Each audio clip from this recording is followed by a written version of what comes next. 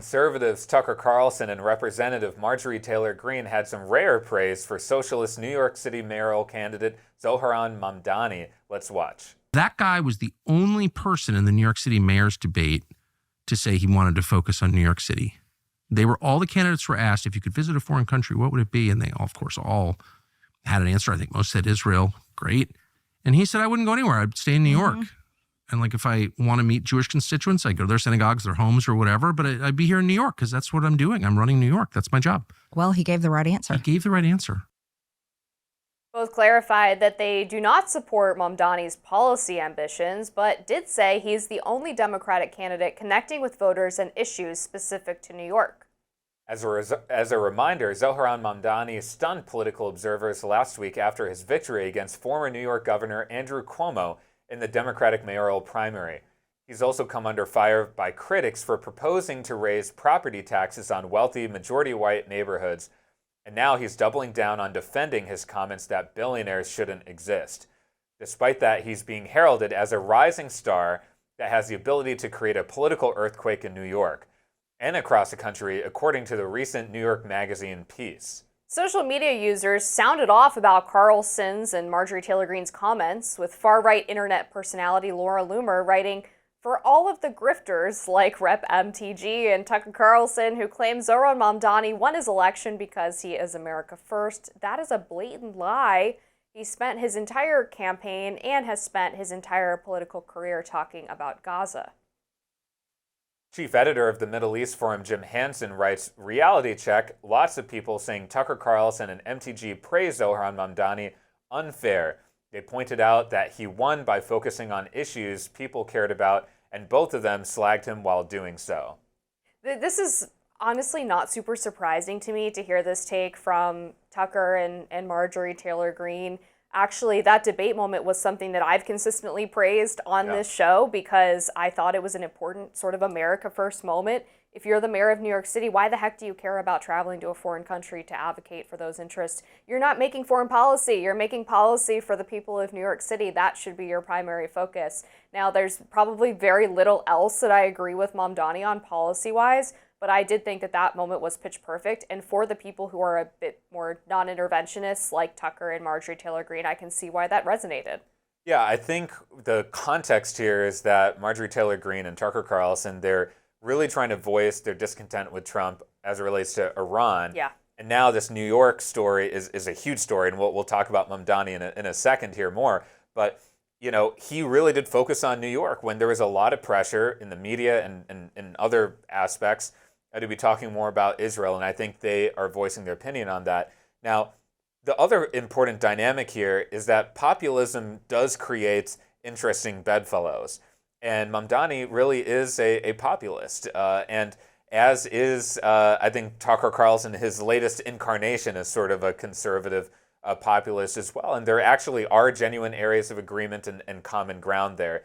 Now, what's also happening with Mamdani is he is a massive rising star now in the Democratic Party.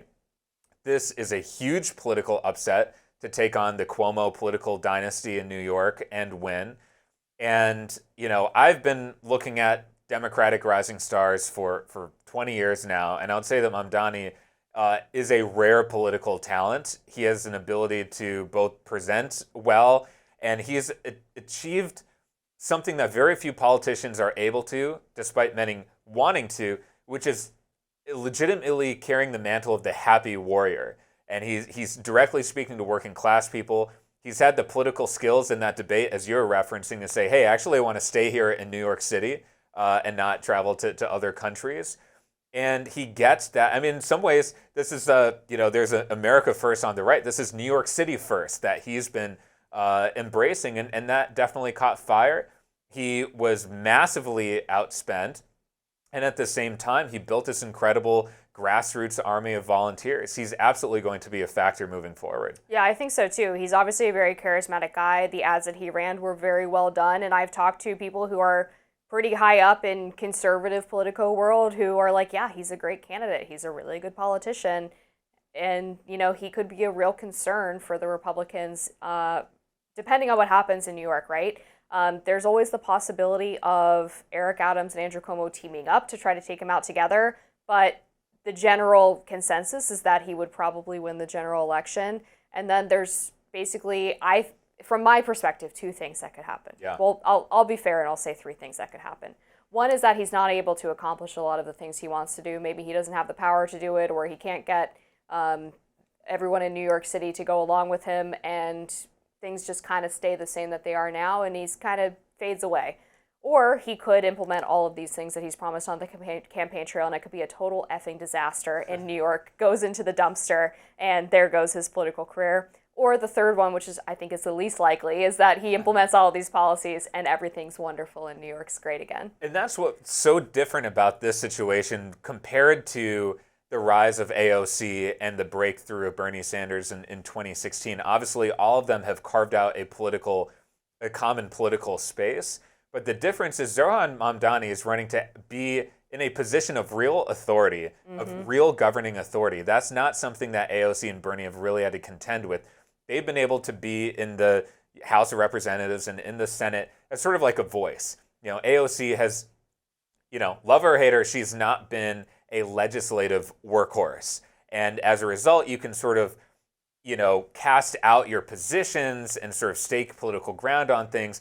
But Mamdani, if he wins, he has a massive governing responsibility in the city of New York. It'll be the first time that this movement has had an opportunity to actually implement their ideas, and then we'll see what happens. Because I think that Mamdani, being such an insurgent, has attracted millions of dollars of opposition advertising that has painted him as this sort of total extremist wacko kind of guy. But if you really pay attention to him and go straight to the source material, as Elon likes to say, hear directly from him, you find that he's actually a pretty thoughtful guy.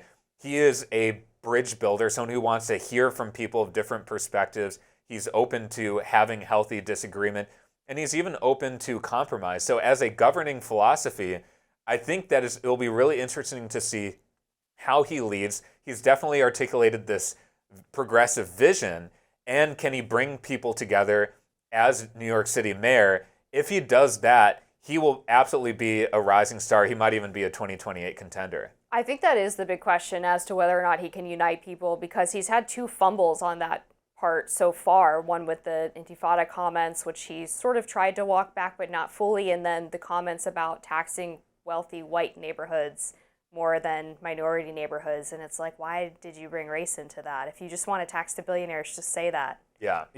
I mean, I think now when he's asked about it, he tries to, I think, appear more reasonable, I guess. Yeah, I don't know if that genie can go back in the bottle, though. Yeah, and I think, look, that kind of rhetoric is not helpful, and I think, it's what I would love to see in American politics generally, especially on the Democratic side, is someone who has the dynamism and the charisma of a Mamdani and a let's bring people together pragmatic view of governing, because you do need to deliver, and I think the American people want that more than ever. And so I don't agree with the government taking over grocery stores, for example, which is some of the stuff that he advocates for.